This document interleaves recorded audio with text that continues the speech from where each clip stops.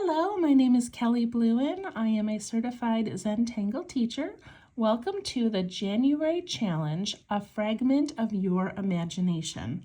This challenge was created by 7 Forests, 5 Rivers.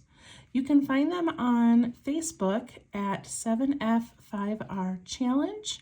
You can also find them on other social media platforms, and they have a website.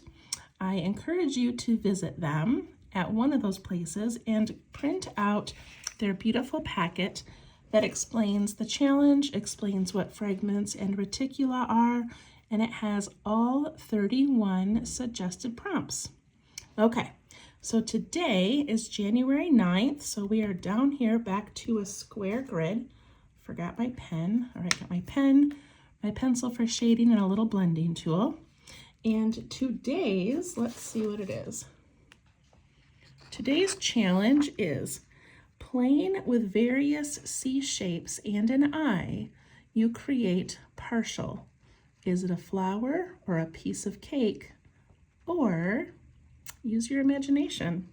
And this was created by Nina Dreher Godertz. I don't know how to pronounce names very well. A CZT. Okay.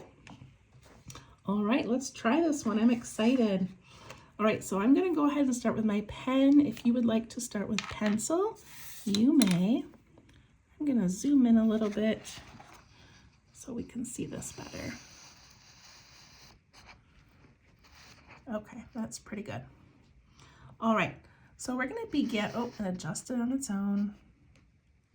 Okay, so we're going to begin with these C shapes, and I'm going to make all of mine begin in the center of this tile. If you would like, the fun thing about fragments is that you can change the direction of them. So you can make all of yours start in the outer edges. That would be beautiful. You could also make them all go on the right-hand side. This would be beautiful in a grid of, say, 9 or 12. So lots of fun things to do with it. But we're going to do ours starting at the center point, and we're going to do it 4 times. Okay? So for this fragment, we're going to make 2 C shapes, one this way and one that way.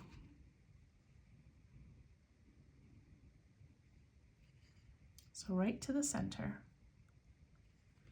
And then we're going to make another curved shape that's going to go from this one all the way over to this one.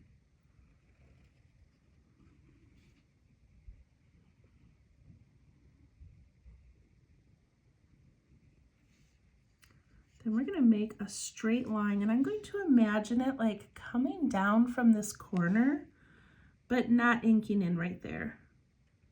And then going all the way to the center.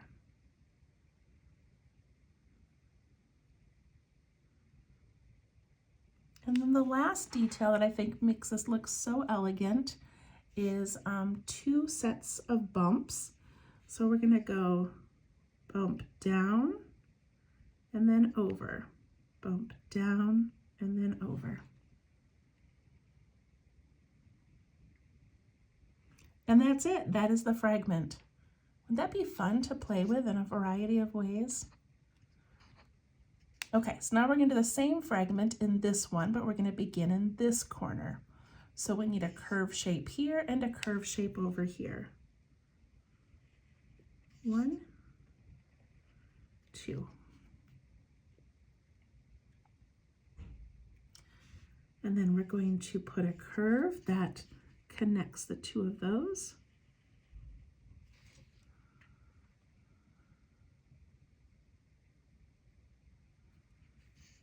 Straight line, I'm going to imagine it goes all the way to the corner, but it's not going to.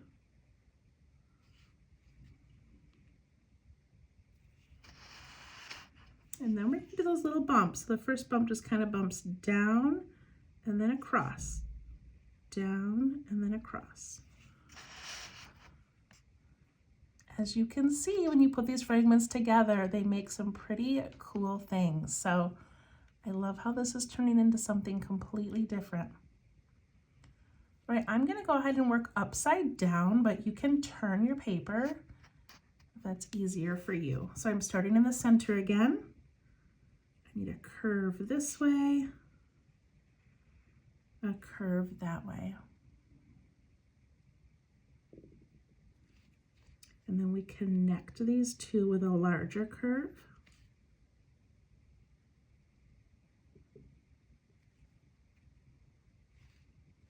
Put in that straight line.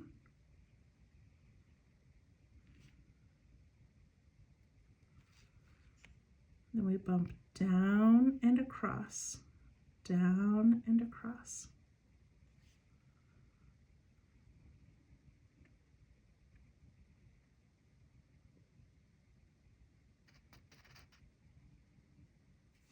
All right, the last one are 2 bumps.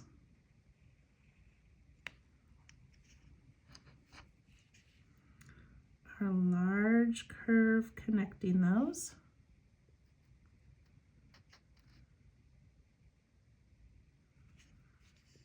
That straight line through it.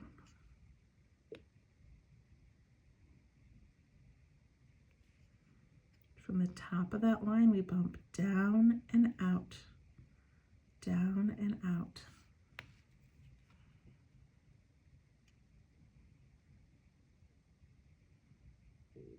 So that is pretty amazing. I love when fragments come together like this, and Rick Roberts would call this, I believe he'd call it a meta pattern, where you make something repeatedly, and depending on the direction you go, it makes a different pattern altogether.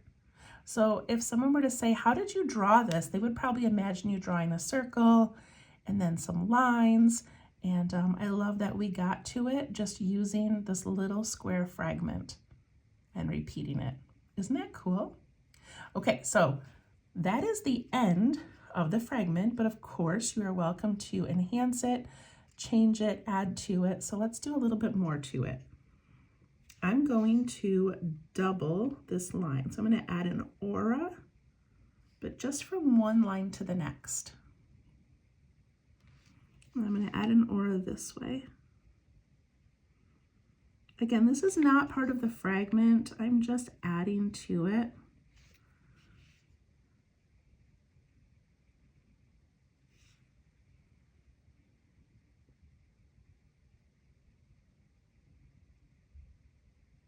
And then I'm going to put an orb up in each of these corners with a little reflection.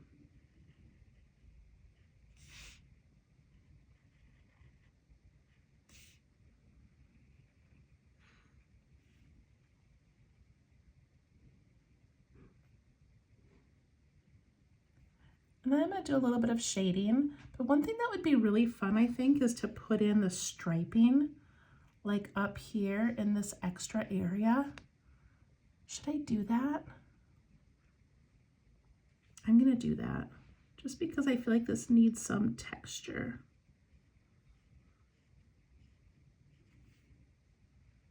That looks kind of cool.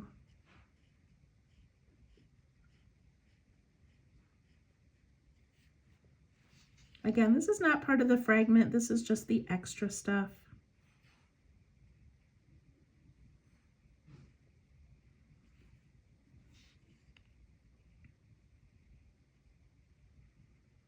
I feel like we've done striping on a lot of these this week.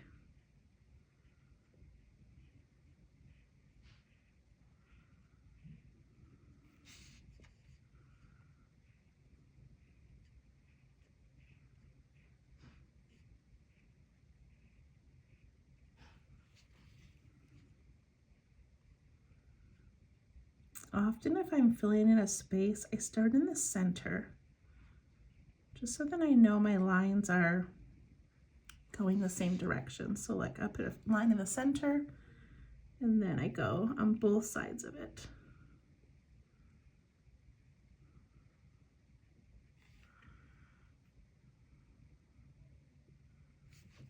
Okay, that looks pretty cool. So I keep forgetting to show shading. So I'm gonna do some shading real quick, but I wanted to show you yesterday's. This was Hokusai, and I ended up, after I turned off the video, of course, I went back and I put some graphite underneath these dark lines. and then also underneath the lines of this. And then I just took my blending tool and just push them out a little bit. Okay. So for this one right here, I'm going to take my graphite pencil and I'm going to put some along the outside of these little curved shapes that we made. So I'm going to go around each one, all the way around this piece.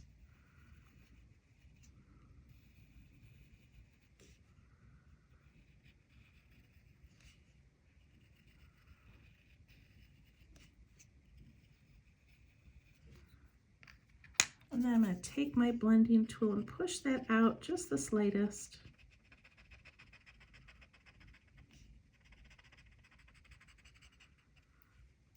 I think it makes those little seed shapes kind of pop.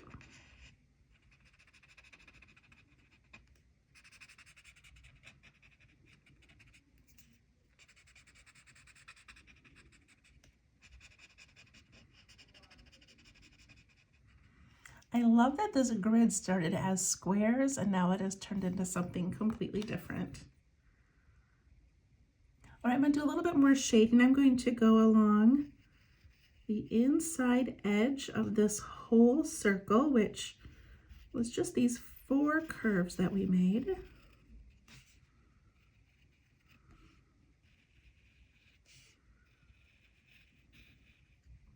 Then I'm going to go around those 2 bumps, bump, bump, bump, bump.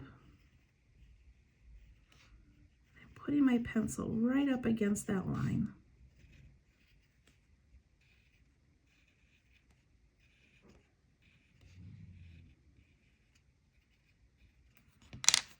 All right, I'm going to push down that circle's edge.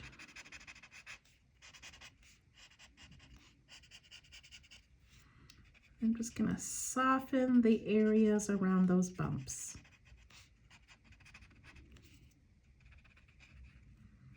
And I know I go kind of quickly, I apologize, but basically we just want to pull that out and away from the line where we added the graphite. But look at how dynamic that looks. Isn't that cool, that shading? All right, I love it. Thank you to Nina for partial. When I am done, I'm going to cut all of these out, and on the back, I'm going to write the name of the fragment and the artist that created it. And I'm gonna punch a little hole in the corner and make a little booklet out of these. So I think that looks pretty amazing. I do feel like I want to add some shading around these. I have a hard time stopping once I start shading. I just enjoy how that changes things.